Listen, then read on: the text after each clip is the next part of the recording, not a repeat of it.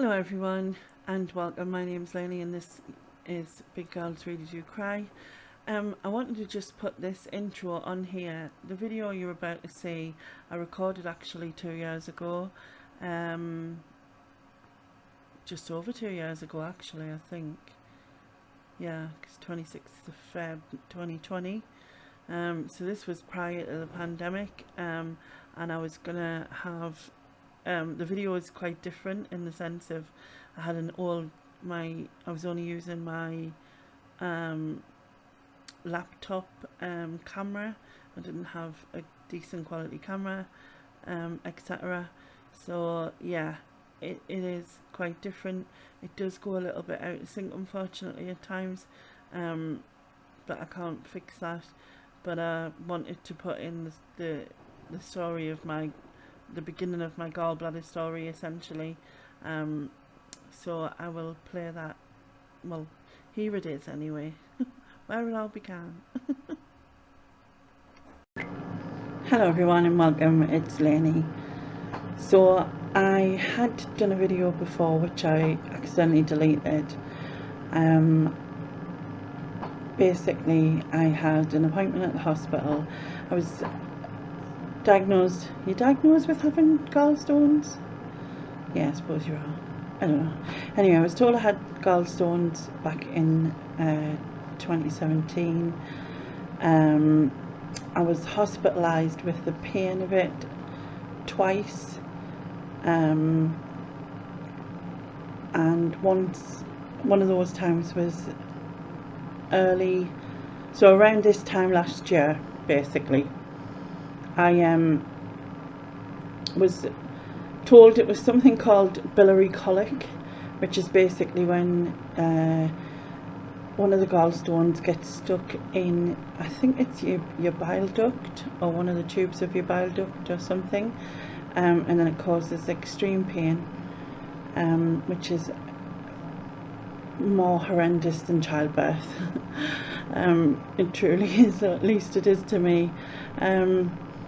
It happens under your right side because your gallbladder, I believe, is under your liver, and gallstones happen because you have an imbalance of chemicals, which causes a build-up of I think it's either cholesterol or something else, and I can't remember what the other thing is, but they cause like little crystals, and then over time it builds up and builds up till they become sort of hardened stones, and then obviously most, it's very common to have this, but obviously for it to be extreme and then go into the biliary colic or something worse than that, like pancreatitis I think it's called, and basically the symptoms are like an intense extreme pain under your, like at the top of your abdomen, which starts, well it did for me, starts under on the right side, but it spreads into the center. It goes through into your back, up into your shoulder blade. You also, well, I felt intensely sick, but you can be sick. I've never been sick with it. Also, you just can't get comfortable. It's very intense, very scary, and I also like sweated a lot. It's another side of it, is intense sweating. So yeah, so I was hospitalised with it twice because it was so extreme. It can last anywhere from an hour, usually between an hour and 5 hours, but I can, I've had it as long as about, I think it's about 8 hours I've had it. And yeah, I wouldn't wish it on anyone. So after I'd been seen in the January because I'd been took in for it, I was referred to a consultant about it. I eventually got a letter back in June to say that, June last year, to say that he acknowledged that I'd been referred, blah blah, and that he was going to see us in clinic. I've had a couple of appointments which they cancelled sort of in the December of last year, and I eventually got to see him on February the 10th. Now, I talked about what happened and everything I've just explained in the video that I deleted accidentally, because I was going to do this as a sort of I don't know, a put together footage of what happened over the whole thing.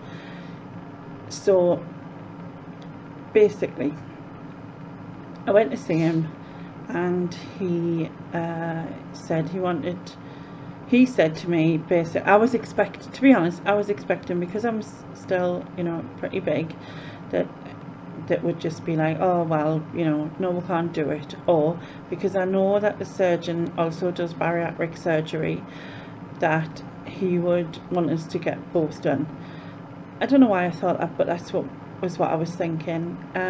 That's not what happened. He suggested that I do have it removed, my gallbladder removed. He said that it is usually common that once you start getting attacks like that it happens more and more frequently. However, having said that, though I've had an attack like that twice in a week, and I do get a lot of what I'd call uncomfortable stomachs,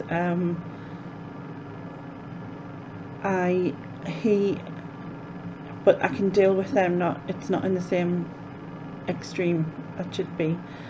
And although, like I said, I've had probably since last January, I've had it happen extremely twice, but it didn't last as long. I think about an hour both times, and so I managed to stay at home, and I managed to kind of cope with it. And obviously never want to have it happen again. But I wasn't expecting him to suggest taking it out, because he said that the likelihood is that it will happen again, and that it is better for them to take it out when it's somewhat calmer and not angry and inflamed than if it is angry and inflamed, because obviously that makes things more complicated, which is understandable. So I was like, oh wow, because I wasn't expecting that. Like, I was expecting him to just be like, you know, no. But anyway, he said, because obviously it was 3 years ago when I had the scan done, he wanted an updated review of them, and he decided that the best option would be to have an MRI done, because an MRI, the MRI gives a more detailed picture, and so he said he'd like to have a roadmap, obviously, of where everything is and how it looks and all that. So he said he would refer us for that to be done, and he said he would see us back in clinic after that, and then we'd discuss the operation itself, which he said that is usually done under keyhole surgery. It is usually you usually go home straight away, so on the same day. Not straight away, not like as soon as you've been cut open, they just like stitch you up and shove you out the door. Not quite like that, but near enough, I suppose. However, he said that because I was obviously bigger, he said that an anaesthetist would probably suggest that I stayed in overnight, which is fair enough, because I was expecting it to be longer than that anyway. And so basically he referred us for this MRI. He told us about a clinic in Newcastle that had a larger MRI machine, and it was an open one, so where normally they're like kind of like a polo mint kind of thing, because it's all the way around. This one is open, so there's like, you can see out the sides, which is good. I will insert a picture of it there. And yeah, he well, maybe not there because my bed's moving us. Oh, geez. So yeah, he said that he would refer us for that, and you know, then I would see him back in clinic, and I was like, okay, right. So I left, a bit not expecting that to happen, but yeah. And so that was on the Monday the 10th. On the Thursday, I get a phone call from the clinic, which is actually a private clinic that have the MRI machine, to make an appointment for the MRI, which I wasn't expecting at all, because I was kind of thinking, oh, 6 weeks, when I've had an MRI before, and it took 6 weeks, or I think maybe even 7 weeks, for the appointment to come through, and this was, so it was like, wow, it's really quick. But I suppose that's the beauty of private clinics, I guess. They can be quicker. But so it was arranged for the following Friday. So I was like, oh wow, and I have to admit that I got a bit panicky. Like, I don't usually, like, my anxiety levels and my panic now is very minimal in the day-to-day, if that makes sense, you know, like, but I think because when I had my MRI before, my leg got burnt, essentially. It was in two places, two tiny marks, to be honest, but I think the worst of the two took something like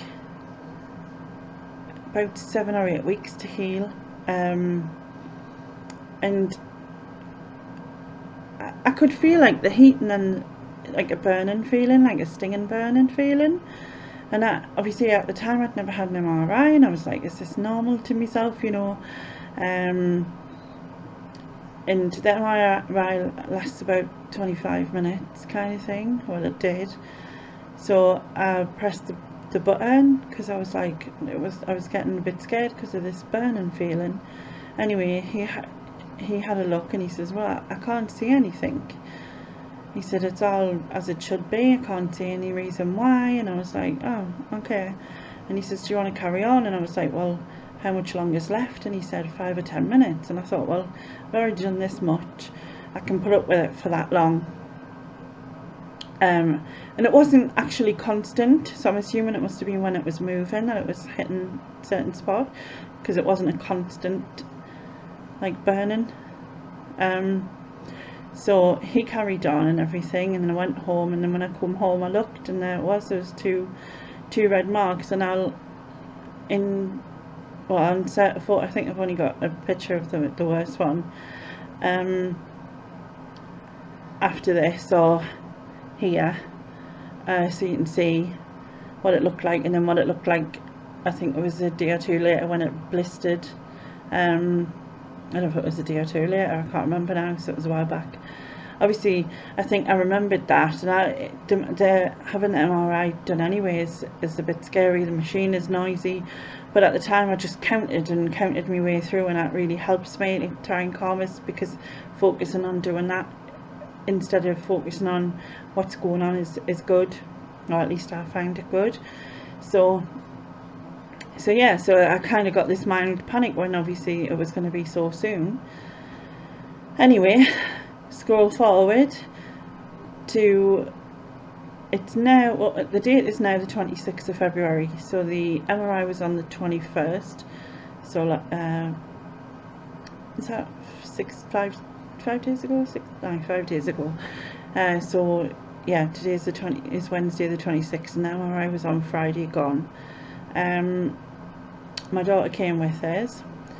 As I said, private clinic. I'd gone with like my bra on, and I've got, like, obviously this is fake, and there's like, it's held on by metal wire at the sides that hook round my real teeth underneath. So I was kind of like, oh my god, I'm gonna have to like sit without my teeth in, because it's metal, you know what I mean, and like my bra's got metal in it. So I was like, oh, this is not gonna look good, is it? So I had obviously the worry about the burning legs, and then the worry about the metal in my bra and in my mouth, I suppose, and kind of panicked a bit. Managed to calm myself down and just thought, you know, whatever it is, you'll face it, you'll have to do it, whatever. So like I said, I went with my daughter. She came with me because she was allowed to sit in as long at the side, so you can look that way and talk to whoever you're with, which is good, especially for people who are maybe claustrophobic or whatever. So and it was a nice like time to get there as well, because it's in part of Newcastle called Jesmond, which is kind of posh northeast really, and sort of it's about what, maybe 30 minutes maybe from here. So it was, or maybe not that much, I can't even remember how long it took to get there, but it was a nice to have that drive out and sort of go a bit further and see things I hadn't seen like for ages, like proper fields, you know, like farmers' fields and stuff. And I seen horses, and I remember seeing a sheep, and I was like, wow, there's a sheep, to my daughter, like. But I was so excited by it, like. But you don't even see sheep every day anyway, so I don't know why I was like majorly excited. It's not like, you know, they usually walk down the high street round here anyway. But and so prior, and even when I had, you know, even when I was going out before, I probably never seen one for years either. Do you know what I mean? It was just like, it was just weird, I guess. But anyway, so we get there, goes in, obviously they asked the questions about metal and having pacemakers, and they even pointed to the question about being pregnant, you know what I mean, like just checking kind of thing. And I was like, no. That'd be a miracle, that one. Anyway, because so when they said about the metal, I was, she went, have you got any? And I was like, well, there's metal on the teeth, and I says obviously they'll have to come out, so that was one. And I says there's metal on like parts of my bra, so she was getting like, you'll have to take them out. I was getting, oh great, it's like looks so attractive with like knee teeth and knee bra.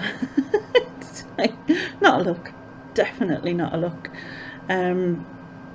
So it goes in, and I had to be pat slided across onto the machine, and then it's got like a I don't know, like a, it's kind of like a conveyor belt thing, and then obviously that rolls into the MRI. But it gets on there, and I wasn't far enough down, so they were like, can you shuffle down? So I was like, yeah, but can you shuffle a little bit? So I must have shuffled a little bit about 10 times, and I just thought, when you just say like point to where you want us to shuffle to and I'll do that.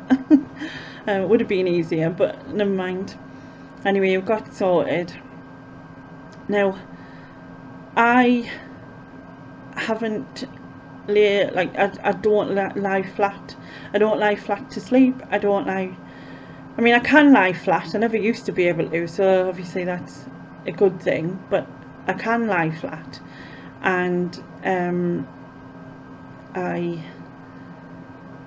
but usually because it's on my air mattress,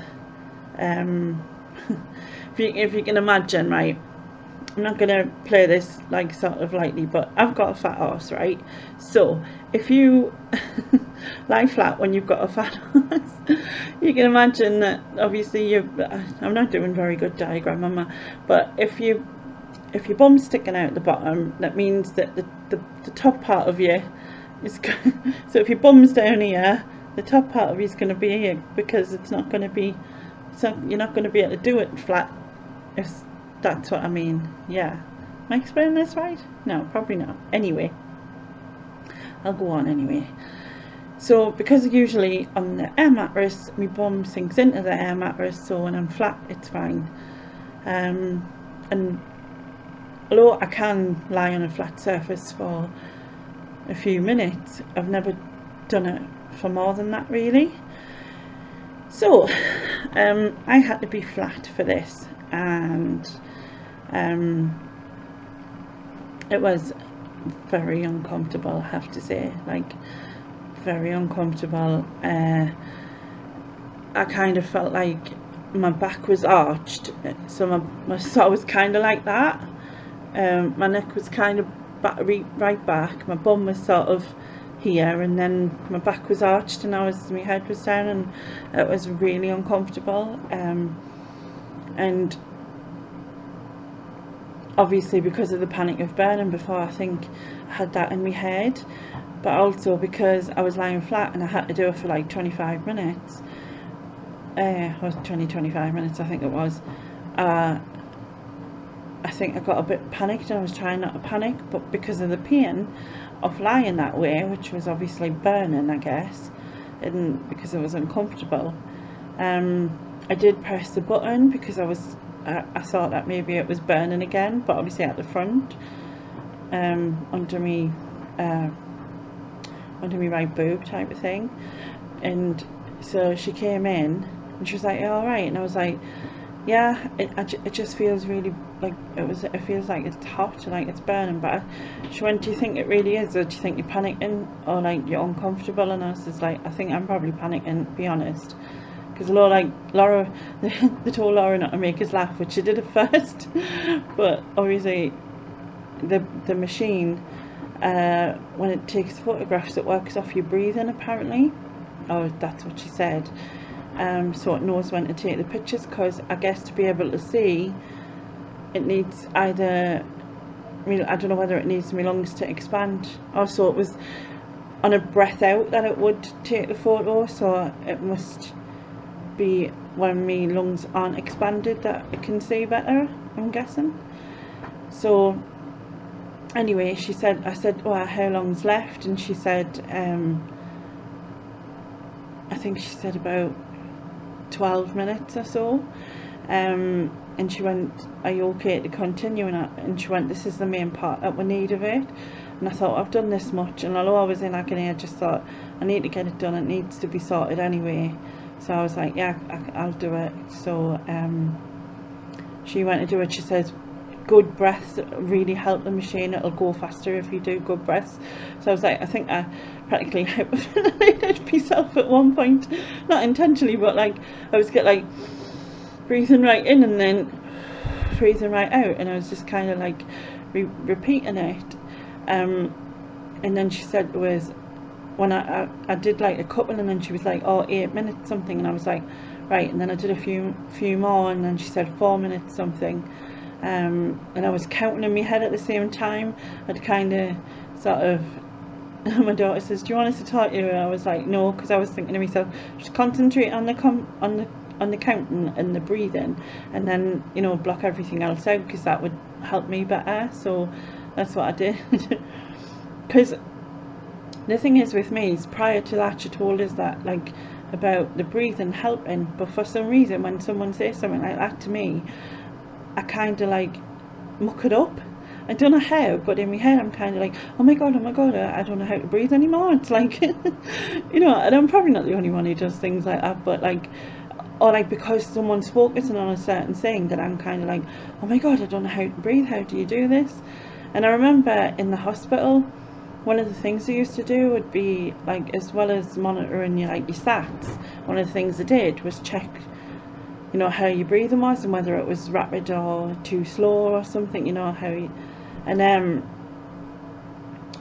when I knew they were doing it, because some of them would like watch you and sort of have their clock and like look at their clock and watch you, and like others would just be able to do it while they were doing other things, which was fine, because as soon as I acknowledged someone was doing it, all of a sudden I just felt like I couldn't breathe again. So yeah, I don't know why I do that, but it must be just some sort of panic. But when I just thought, if I do the counting and then do the breathing in and out to get this down, then it was like 4 minutes, and then I think it was 2 minutes, and then my daughter said 59, I think she said 59 seconds, and then my daughter said 10 seconds, do you want to count down? So I was like, yeah. So she counted down, and then it just stopped. The machine itself, it just stops it. It sort of makes like what sounds like a weird hammering noise. It's weird. It's not as loud as the one in Sunderland. It's not as loud as that one. So like the full polo type one. But it's a weird thing. And then they brought me back out on the conveyor belt, and I was like, it's like some sort of weird generation game. Yeah, remember this person. But yeah, they brought me out, and I just realised that like I was like still flat, obviously in a lot of pain, and I was thinking to myself, I can't get up, because like I literally tried, and I like managed to sort of just move the top of my shoulders. I thought I'm not going to be able to get up off here because it was so painful. So like normally I'm able to just do sit-ups from flat, which my physio used to always wonder how I did it, but I had to get my daughter and the radiographer had to sort of pull us up, I guess. So I sat up, and I swear, what a relief just to be able to sit up. I was like, you know what I mean? But yeah, just to be able to just go, oh, because like I wanted to be able to sit up and stuff. It was fab to be able to sit up again. Never thought I'd like be so chuffed about that ever. But yeah, but yeah, it was done, and that was that really. Came back home, and then we went out for tea.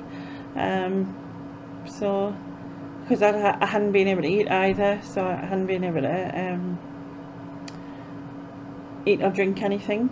So by the time I came back, I think it was like going on for 4 o'clock, and I'd like not had anything since the day before. The only thing I was allowed was a tiny sip of water on the morning to take my tablets. That's all I was allowed. So yeah, so we went, my daughter was like, oh, we're going out for tea and I'll pay. I was like, oh well, if you pay and I'll come. We were wondering where to go, but we ended up just going to Tesco's Cafe, because it's close by. And yeah, I had scampi and chips, by the way. It was really nice. So now I just have to wait for the next part, for the appointment of in clinic, just to see him again and discuss, I suppose, what he saw from the footage, and then see where we'll go there. So yeah, I'm debating whether to put this out, because it's already on 26 minutes by this, and I'll probably edit a little bit of it out maybe. But I might put this out as a 2-part thing rather than just hold it, because I was going to hold it all together, but I think I'll put it out as this, or maybe wait till I've seen him again, then sort of add that in and then put it out. Yeah, I might do it that way. So anyway, thank you very much for watching, everybody. Please like and subscribe. If you've had any, issues with gallstones or having your gallbladder removed, please comment below, and let us know how you got on, and if it fixed the problem. I mean, I've spoken to a few people who all said it did, so yeah, that would be good. Anyway, catch you later. Bye. Hello, just to come after you've now watched all of that, I am going to do another video about what happened next, and then the whole going into hospital and everything, but I wanted to put that in because obviously I had recorded it before, and yeah, I think I'll end it here, and then I'll do a part 2. Hopefully it'll just be a part 2 and not a part 3, 4, 5, 6, 7, because you know how well I can chat a lot. Yeah, but as I said, sorry if it went out, and obviously the quality of the video is not very good compared to the camera I've got now, but things were what things were. And obviously the whole pandemic hit, and so yeah, time moved on and things changed, and I don't even know what I'm waffling on about anymore. Anyway, I'm going to shut up now. I'll put a video up here of something else that I've recorded if you want to watch it. Thank you very much for watching. Bye bye now. Bye bye.